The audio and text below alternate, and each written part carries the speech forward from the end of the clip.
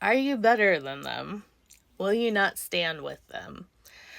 I have to describe this dream I just had because it's so fucking wild. I don't think you'll believe me, and you'll probably think I got delusions of grandeur or something, but I have to share this with people.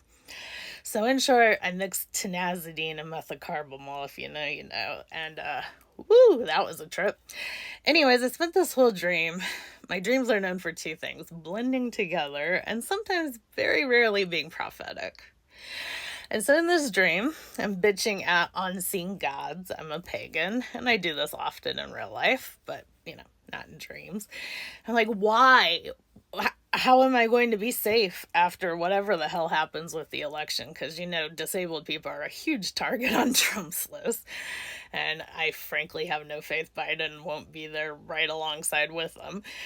And I'm like, how can I get to Illinois? At least I'd be safe. Why can't I have a love? Why can't I go to college? These are the things I wanted. I want a normal fucking life. Instead, I'm disabled watching the world burn. And the gods are kind of arguing with me. And then I get up to this point in the dream, into the mall. It takes place in a mall. Millennials, I don't know. And on each side of the malls, each side of the mall block, I guess, there's nondescript men, and they're humongous men. That's the only thing that says anything about them. They're much taller than me, very muscly. And in the middle was something kind of like the Lincoln Memorial, but not Lincoln. Basically, three men, old, humongous men, statues, and they were like the judges, and they had a bunch of policemen who were also humongous, much huger than these huge men. And every time the police would beat the hell out of the other, a guy from the side, another guy from the side would step up. And the god said to me while I'm whining, "Are you not better than them? Will you not step up for them?" I wish I was that poetic in real life. I mean, maybe it's the gods. I don't know. Anyways, that shooketh me. That was shortly before I woke up. I can interpret that many ways.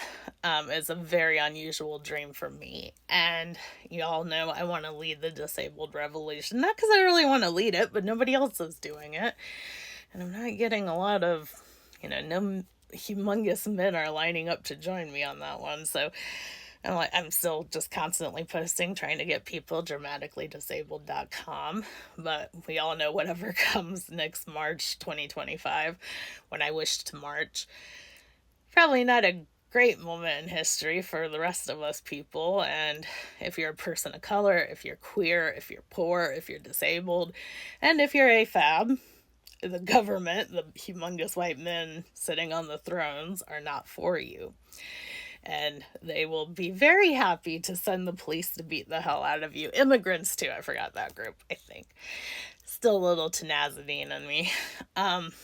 So it seemed a pretty obvious interpretation to me that anyone who stands up until change is made gets the shit beaten out of them. I mean, whether metaphorical or not. I mean, people like to gloss over the civil rights, but Martin Luther King Jr. often got the piss beaten out of him, including everyone who marched with him. Selma, when they marched across that bridge, they got the piss beaten out of them by the cops.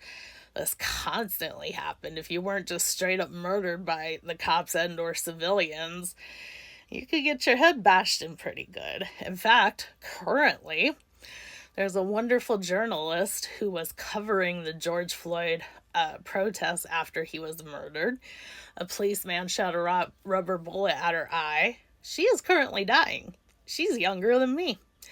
But it triggered dementia, and she's in hospice. That was 2020. It's 2024. Cops are still beating the piss out of children, standing up for the rights of Palestinian people and against genocide, which maybe I wasn't paying a lot of attention in school, but genocide's bad, right? When I was in school in the 90s, we read Anne Frank's diary, and that was like, oh God, don't ever let that happen again. And now we're killing Hen. We made a whole new Anne Frank. We made thousands, tens of thousands of them. But we'll bash your head in for saying it. And if you followed me, you know, I'm very active and protesting for Palestinian rights, abortion rights.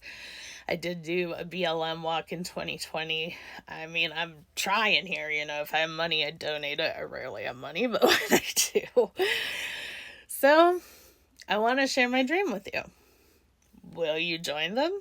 Will you stand up for them? For every other person who's had their head bashed in? Even if that might be what happens? Because the only way you overwhelm those 3 guards and all their, I don't know, they had like 10 policemen. There was like 50 humongous stone men on each side waiting to line up. Every time one stepped up, his head got bashed in. What would happen if 20 of them stood up? Because that's how you win shit. That's why the United States stopped supporting apartheid. That's why the United States opposed the Holocaust finally. Trust me, we're big fans of it. We inspired it and we supported it through World War II. That's how you get civil rights. That's how you got abortion rights. And now we've lost them. I mean, and now we're losing civil rights, and disabled people continue to have no rights. Maybe we need to join together. This sounds so ham-fisted, but I swear to Christ, this is an honest what my dream was. So, will you stand up for them?